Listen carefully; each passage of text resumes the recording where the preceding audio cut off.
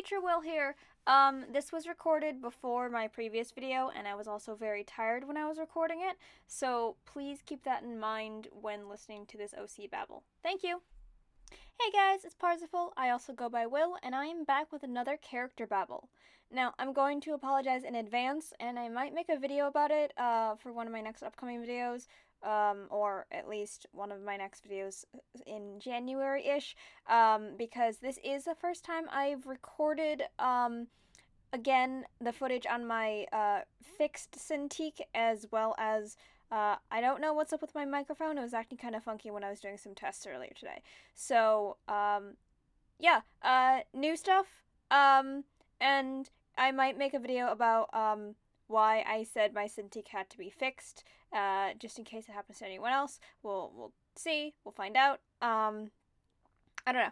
But right now, we're doing character babble, and it's going to be a short one because, again, I'm mostly still testing out some of my fixed software and stuff, and etc. etc. So it's going to be a short one this time. And this is going to be a character that I've slowly been developing. So while I have a good amount of information for her, I don't really have anything set in stone yet. I have concepts and ideas that I really like, but I don't have anything that's super mega, like, important, like a complete world for her yet. But her name is Juno, Juno LaVey, and she is a godling like my character Sandoval. If you guys have oh, you know, I should probably say, if you guys want to mute me and just watch the speed paint, feel free, go ahead, you can do that. Anyway, Juno is another godling like my OC Sandoval, and Sandoval, I call him a godling because he basically channels one of the gods. In his case, it's Hecate, goddess of magic, or I guess some people pronounce it Hecate. I don't particularly like it. I prefer it Hecate, but I guess people have their preferences, and there's a right or wrong way to pronounce it. I don't know. If I am completely wrong, you guys can correct me in the comments or whatever. And so Juno is very much like Sandoval, and I'm almost positive they come from the same sort of godling program, though I'm not positive because I know Sandoval's is specifically from his country, and I'm not sure if Juno is going to be from that country as well, or if I'm going to do something different with her, and she just happens to be another godling. But, I really wanted to create a character based off, like, a concept that I'd heard about before, which was for lack of a better term, and because this is what the trope name is, the hooker with a heart of gold sort of trope, and so the idea going into this character was a woman who was a sex worker, but who was, you know, traditionally actually super nice or whatever, which the reason I wanted to do this was because I wanted to take some tropes that I didn't really like how they were generally worked with, and I find that a hooker with a heart of gold is not really a great trope just because of the implications of the fact that it's like some sort of, like, well, this person, despite working in sex work, is actually really nice. When, like, that's a real weird and kind of weirdly negative connotation. Oh, you know, I probably shouldn't be saying sex work. It'll probably get the video demonetized, but I'm not monetized anyway, so whatever. But, like, I don't like that implication that, like, working in sex work is implicitly bad or whatever. And so I decided that I was going to make a character around that trope and make it make a character with that fit the trope that I enjoyed and didn't feel like was as weird. I don't know how to phrase it. I like taking tropes that I don't like and trying to make them into characters I do like. And so Juno here channels the goddess, well, Juno technically, but it's technically Hera, who is goddess of like family and motherhood and stuff like that. And I thought that would be really interesting to like fit together, I guess. Because especially with the trope that I had chosen, Juno here is a mom. She does have a daughter. Her name is Delisle, and I wanted to make sure that when I was creating a character like this, well, one, I did a lot of research on it, but two, I didn't want it to fall under the stereotypical, like, tropes where, again, as I mentioned, it's like, oh, despite working in this really bad sex work environment. And so, while I am sort of, like, forced to certain parameters to follow, like, oh, well, this character works in sex work and that can be bad. And I don't want to say that, like, I don't want to invalidate the struggles that sex workers have to go through, considering it is a very dangerous job because of how they're treated by society, and the people who try and take advantage of them. I really want to differentiate the concept of sex work is automatically sex trafficking, because it's not, and I didn't really want to put it in that sort of context either, because that didn't seem like it would be genuine isn't really the word I'm looking for, but representative of stuff. Also, excuse the strobing flash in this particular bit of the video, or if I end up speeding up the video footage in the later part of the video as I'm doing some color correction. But yeah, so in the case that I decided to go with Juno is that she is a manager at a sex work club, or a brothel, as the owner OC prefers to refer to it as. Juno does do some work there, like dancing or working with customers, but she's not being taken advantage of. She's not being trafficked. Her boss is actually very nice and is also an old friend of hers who, when Juno needed some assistance, because of the whole channeling a god thing, and she ran away from government experiments, she wanted a place to lie low for a bit. And it was an easy place to not have to deal with working under a legal name, so long as her boss knew who she was. And it was a way to let her go under the radar.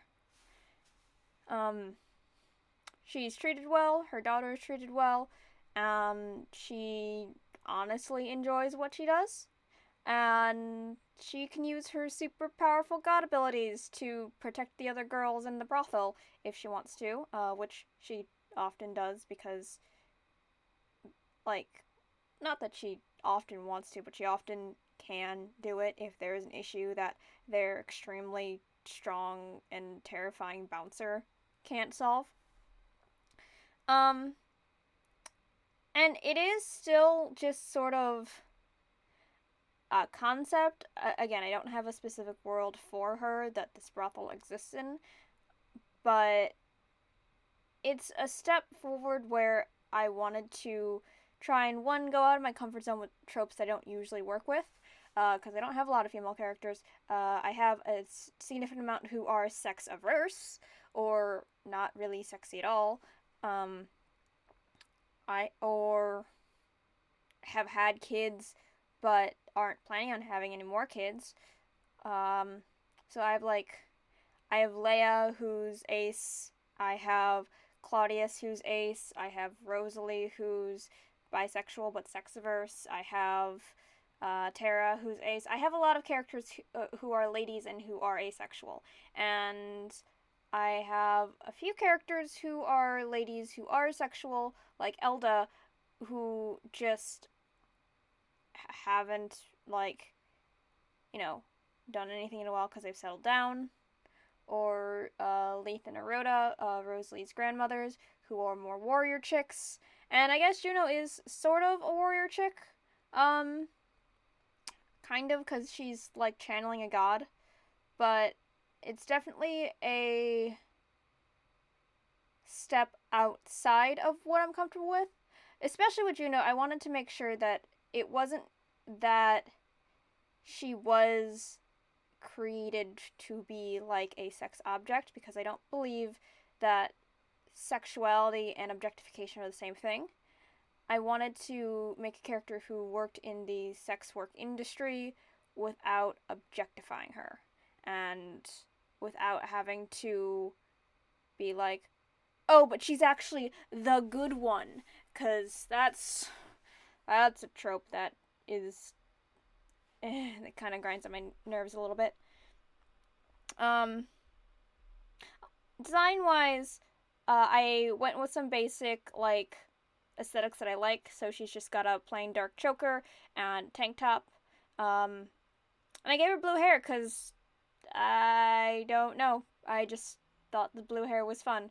And when I was concepting her traditionally, I thought it was going to be darker, but then I just kept coloring her with, like, a blue highlighter, and that kind of just stuck.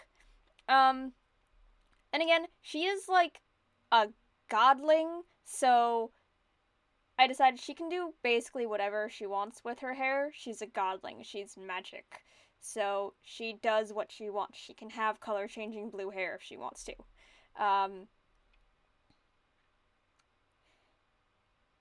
I wanted as well to, at some point, try and figure out some specificities in what she does at work, because she does consider work and her personal life to be two separate things, even though due to how she's hiding out, her brothel is also her, like, home, her place of, like, living. But I wanted to make sure that she, like, I want to develop her actual job a little bit more.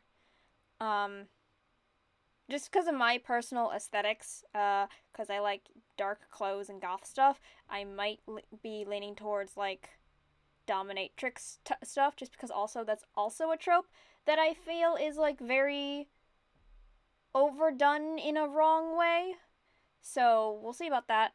Not positive yet. Because a lot of stuff with Juno is in flux, and I know I'm rambling a lot in this video because I don't really have many solid thoughts, but also, biggest apologies. I'm filming this on the Tuesday after Black Friday, and I've been working for like a week straight. So yeah, you guys have to deal with that. My apologies. But yeah, Juno is really something that's a little bit out of my comfort zone, kind of like Trina was, and I talked about Trina in a previous video, and I've really been wanting to develop characters that I both like and enjoy, but are also things that I want to explore and be better with. Like, I definitely have done a decent amount of research about, like, sexual characters, objectified characters, and also sex work. It's one of the sort of, I don't know, there was like a not a real term for it, but like a fake term for it at some point. It's like a distant hobby, or a distant interest, where, it's something that I do genuinely like doing research on. I do generally enjoy looking into stuff. One of my favorite documentaries that I've watched in the past couple of years was one about the sex toy shop Love Honey, and they took it off of Netflix, and they can't bring it back because of licensing issues, and I want to see it again, and I'm so mad about that, because it's fascinating to me, just from a research purpose and an informational purpose, and I also want to create characters that are sexual, because I feel like as a asexual person, people kind of think that I have to hate sex or something like that. And as an asexual creator, I don't want to be stuck in that sort of expectation of I have to create characters that are completely separated from sexuality whatsoever. And not that most people think that, but it is definitely a stereotype that I've encountered. And so I wanna work more with that, and work against that stereotype. Um, as a result, I am going slowly with this, because I definitely don't want to step on any toes. I definitely don't want to speak about stuff that I don't have any knowledge about whatsoever. And research, as far as I'm trying to do, depending on what kind of research it is, I can only go so far without actually having to, like, get some personal, like, information from people who have been in the industry and stuff like that. But I am trying, and I'm not really sure where I was going with this, besides, like, sort of talking about my process of creating Juno. I don't mean to talk as if I'm trying to justify her creation either, because I don't believe that I should have to do that.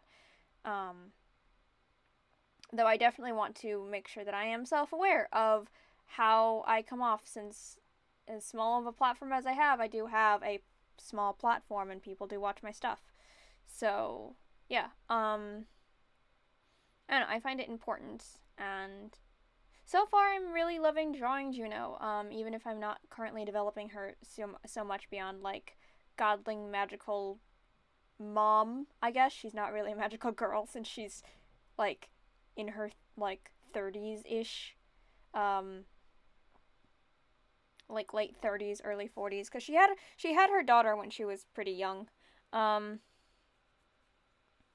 Her daughter, though I have a 16-year-old version of her daughter, that's for, like, an older, late 40s Juno, and not a, like, young 30s Juno, like I'm drawing here.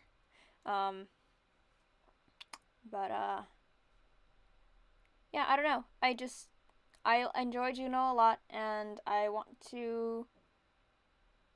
guess I wanted to just talk about her creation a little bit, and talk to you guys about that. And also, I'm a bit brain dead because of Black Friday, so yeah, there's that. Yeah, I hope you guys enjoyed this really, really rambly speed paint about my OC Juno. Long story short, she's a manager and a sex worker in a brothel that's run by her friend that she works at willingly, and she is not trafficked, and she is both very good at her job, but she's trying to lay low to avoid the quote-unquote scary scientists who are trying to find her and dissect her because she can channel a god's power. Yeah. In terms of her actual powers, at one point in her design, before I decided on her god, I was gonna have her have water powers, hence the blue hair. But I don't know if she's gonna keep that yet. I don't know yet. I just know that she's very, very scary if she's channeling her god abilities. But yeah. I hope you guys enjoyed this speed paint, and I'll see you guys next time. Well, that's the end of this video. As usual, if you have any questions or comments, feel free to leave them down below in the comment section, or contact me on any of my social media, which is linked in the description below. I also have my Patreon there if you guys want to throw a monthly donation at me. Thanks so much for your support. I'll see you next time. Bye!